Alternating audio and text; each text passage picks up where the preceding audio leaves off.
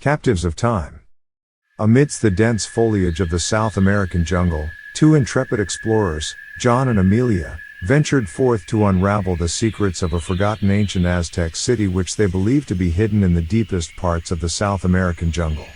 Armed with a thirst for knowledge and an unyielding spirit of adventure, they embarked on a journey that would forever change their lives.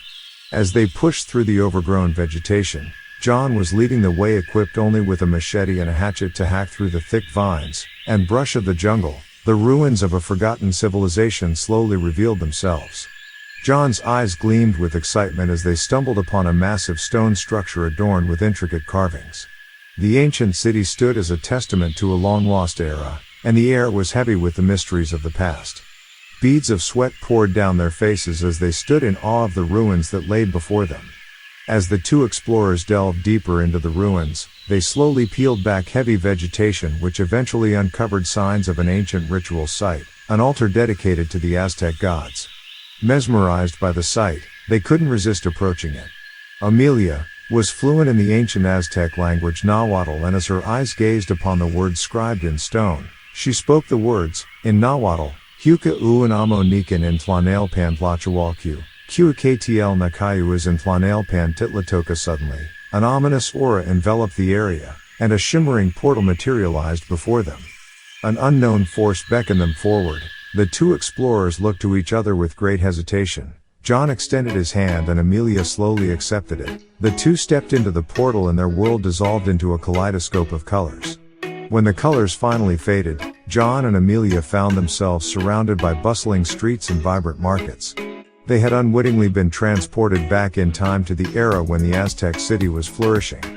The sounds of commoners walking the streets, bartering and trading with local shops. Tribal music was also flooding the busy ancient streets. Overwhelmed by the surreal experience, they quickly realized that they needed to try to camouflage themselves and try to blend in with the locals. Stripping away their 21st century clothing till they were both naked, they sneakily made their way through the streets, stealthily stealing garments from local vendors and donning robes and sashes to match the ancient fashion. The language barrier proved to be a challenge for John, but Amelia's knowledge of the language and resourcefulness and determination enabled them to navigate the thriving city. For several days and nights they were able to thrive in the ancient city. Each day brought new wonders and discoveries, but their elation was short-lived. One fateful evening, while wandering a deserted alley, they were discovered by a group of guards who had been watching them ever since they had arrived and who also believed them to be spies or sorcerers sent by rival tribes. Despite their protests, they were taken captive and presented before the ruling council of priests. The Aztec high priest, a stern figure with eyes that seemed to pierce their very souls, accused them of trespassing sacred grounds. To the people of the city, John and Amelia were pale-faced anomalies, a puzzle from a distant future. The council decided their fate, a sacrifice to appease the gods and protect their city from an unknown cosmic disturbance. Bound and helpless, John was offered up as an offering to the gods, as an attempt to restore cosmic balance and harmony. Amelia pleaded with the high priest, begging him to change his mind and to just let them go, to try and let them get back to their original time, and if they couldn't get back to their organic timeline, that they would leave the city, never to bother the native Aztecs ever again. But the priest wasn't having it. In his mind, the gods were already angered by the time traveler's presence, and blood was the only way that they would ever be appeased. John was shackled and chained with all of his clothing stripped from him. Amelia was also shackled, but held in a separate cell away from John. In the following days, the Aztec ritual was executed with precision and reverence, severing his head from his body, the image of his beheaded corpse sending shivers down Amelia's spine as she was forced to helplessly watch her friend's life fade away as the high priest and several others took turns drinking John's blood. Meanwhile, Amelia's destiny took a different turn. Instead of being sacrificed, she was kept as a slave to serve the Aztec priest and his council. As days turned into weeks, Amelia lived a life of servitude, haunted by the loss of John and the unrelenting desire to return to her own time. She was doomed to spend the rest of her life serving her new masters. Yet, in the darkness, a glimmer of hope emerged.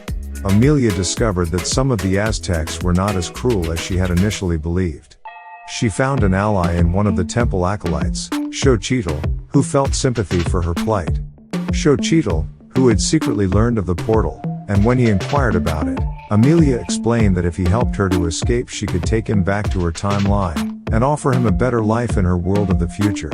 Being just a lowly acolyte, he shared her desires of using the portal to escape the city's grasp. Together, they devised a daring plan. Amelia would lead Xochitl to the portal. In exchange, Xochitl would assist her in escaping her cell and chains. As the night of the escape drew near, Amelia could hardly contain her excitement and anticipation of being freed from her confines. The night of the escape arrived, and the two navigated the labyrinthine passages of the ancient city.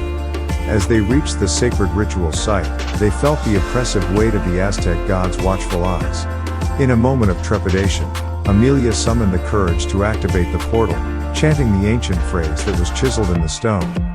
The swirling colors started to appear again. She grabbed Xochitl's hand and the two stepped into the portal, enveloped them, and they were whisked away when they came out the other side. At first Amelia thought optimistically that they had been taken back to her original timeline, but much to her and her new companion's dismay, they had been brought even further back into time. A time before the great Aztec Empire had ever even been established. They were surrounded completely by only the thickest of jungle terrain. Disappointed by where they had ended up, Xochitl inquired why the portal had not taken them to the point in time that Amelia had promised. Amelia explained that the portal was not an invention of her own, and that she wasn't entirely sure how it worked, but that if he was patient, she would just chant the ancient phrase again, and maybe the next time they walked through it would take them to the point in time she had originally promised. But as she chanted the words, nothing happened. Thinking that it was maybe would take some time for the portal to recharge, the two made a primitive shelter and waited several days before trying the chant again. But just like before, nothing happened, and Amelia and Xochitl's biggest fear was soon confirmed. The two strangers were now stuck in a land before time, and were to be stranded there for the rest of their days.